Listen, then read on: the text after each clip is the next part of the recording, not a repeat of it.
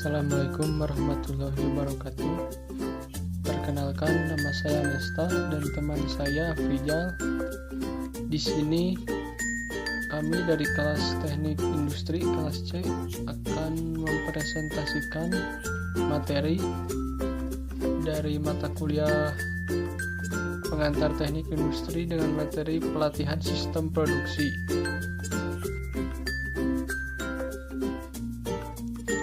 Pelatihan merupakan suatu perbaikan kinerja dan meningkatkan motivasi kerja para karyawan dari perusahaan yang dibebankan padanya, sehingga karyawan mengalami kemajuan dalam hal pengetahuan, keterampilan, dan keahliannya sesuai dengan bidang pekerjaannya. Pelatihan juga sering dipasangkan dengan pendidikan atau pembelajaran. Lalu, pengembangan karyawan juga merupakan investasi bagi perusahaan secara langsung. Investasi ini berdampak pada keterlibatan dan produktivitas karyawan yang pada akhirnya akan meningkatkan kesuksesan pada perusahaan itu tersebut.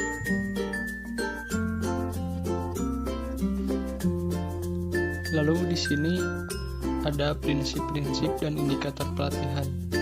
Yang pertama ada partisipasi, yaitu para pengikut pelatihan harus mengikuti pelatihan ini secara baik. Yang kedua ada pendalaman, dalam artian harus mendalami secara materi, praktek, dan spesial yang lainnya. Lalu ada relevansi, pengalihan, umpan balik. Ada juga suasana nyaman dalam mengikuti pelatihan, suasana dalam lingkungan, alat-alat ataupun material.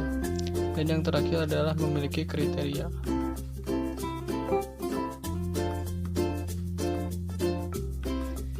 Di sini juga ada indikator-indikator pelatihan sumber daya manusia yang diterapkan. Antara lain sebagaimana berikut.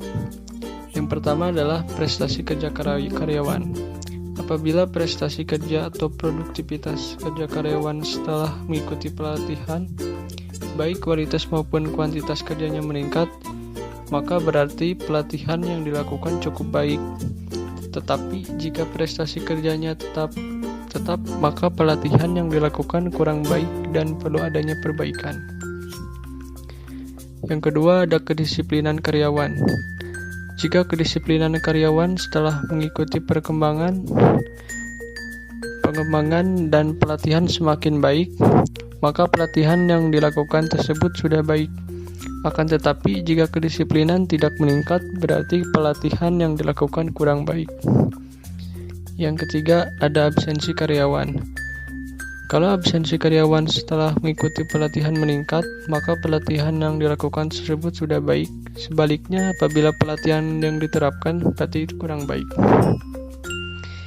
Yang keempat ada tingkat kerusakan produksi alat mesin. Setelah karyawan mengikuti pelatihan, maka pelatihan yang dilakukan tersebut harus secara baik.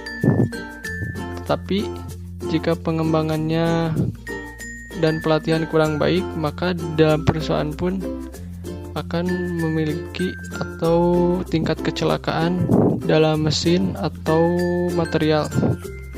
Yang kelima ada tingkat kecelakaan karyawan harus berkurang setelah mereka mengikuti program pelatihan. Jika tidak berkurang, berarti pelatihan yang dilakukan perlu disempurnakan lagi.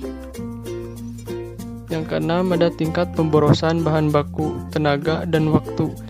Berkurang atau efisiensi semakin baik, maka pelatihan yang dilakukan sudah baik. Sebaliknya jika tetap, berarti pelatihan yang dilakukan itu kurang baik.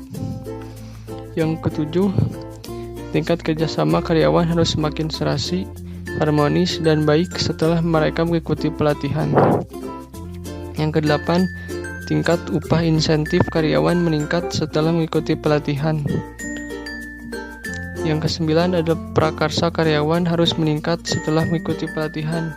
Jika tidak meningkat atau tetap, berarti pelatihan kurang baik. Dalam hal ini karyawan diharapkan dapat bekerja mandiri serta bisa mengembangkan kreativitasnya. Setelah itu di sini ada teknik-teknik pelatihan. Setiap program pelatihan harus dirancang sedemikian rupa untuk meningkatkan prestasi kerja, mengurangi absensi dan perputaran, serta memperbaiki kepuasan kerja. Di sini ada 2 kategori pokok program pelatihan, yaitu yang pertama metode praktis atau on-job training. Yang kedua ada teknik-teknik presentasi informasi dan metode-metode simulasi atau off-job training. Masing-masing kategori memiliki sasaran pengajaran, sikap, konsep, atau pengetahuan dan atau keterampilan yang berbeda antara satu dengan yang lainnya. Pemilihan teknik yang akan digunakan pada program pelatihan tersedia beberapa trade-off. Artinya tidak satupun teknik yang selalu baik dan yang selalu tergantung pada isi program. Perkembangan teknologi. Di zaman ini, kita diperlukan memiliki keterampilan teknologi informasi dan komunikasi untuk menghadapi era revolusi industri. Dengan maksud kita harus mampu memahami teknologi seperti kesadaran global, literasi media dan teknologi, serta keaksaraan visual untuk meningkatkan sumber daya manusia. Setelah itu, perencanaan sumber daya manusia yang merupakan serangkaian kegiatan yang dilakukan untuk mengantisipasi permintaan bisnis dan lingkungan pada organisasi di waktu yang akan datang, dan untuk memenuhi kebutuhan tenaga kerja yang ditimbulkan oleh kondisi tersebut. Selanjutnya, masalah dalam SDA. Yang pertama biasa terjadi pada efektivitas biaya. Yang kedua, isi program yang dikehendaki. Ketiga, kelayakan fasilitas yang ada. 4. Preferensi dan kemampuan peserta yang berbeda bisa menimbulkan masalah dalam SDA. 5. Preferensi dan kemampuan instruktur atau pelatih. Yang terakhir adalah prinsip-prinsip belajar. Dalam sebuah perencanaan, kita harus memiliki tujuan. Perencanaan sumber daya manusia ini harus memungkinkan organisasi untuk pertama, memperbaiki penggunaan sumber daya manusia. Jadi, kita harus memiliki tujuan untuk memperbaiki sumber manusia yang ada. Kedua, memadukan kegiatan-kegiatan persesuaian tujuan organisasi di waktu yang akan datang secara efisien. 3. Melakukan pengadaan karyawan baru secara ekonomis.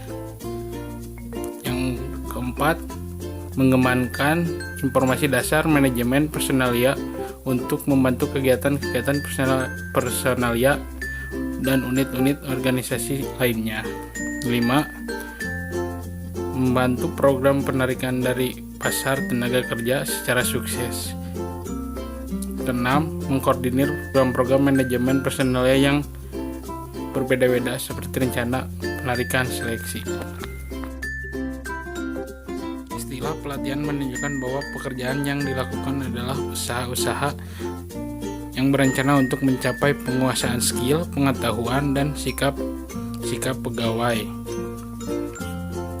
Sumber daya manusia yang berperan sebagai potensi manusia yang dapat dikembangkan untuk proses produksi tidak akan mampu bekerja secara maksimal tanpa dibarengi dengan pemberian pembekalan yang lebih luas dan dalam.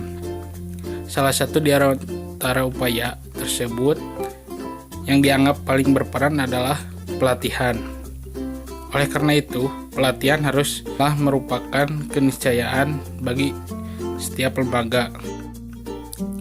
Pelatihan menjadi sangat berperan terhadap sumber daya manusia yang dapat berkembang secara penguasaan skill, pengetahuan, dan sikap-sikap pegawai yang sangat berefek baik dalam proses produksi maupun lembaga atau sebuah perusahaan menjadikan sumber daya manusia bekerja secara optimal dan maksimal. Terima kasih atas perhatiannya. Semoga bermanfaat. Wassalamualaikum warahmatullahi wabarakatuh. Di rumah aja.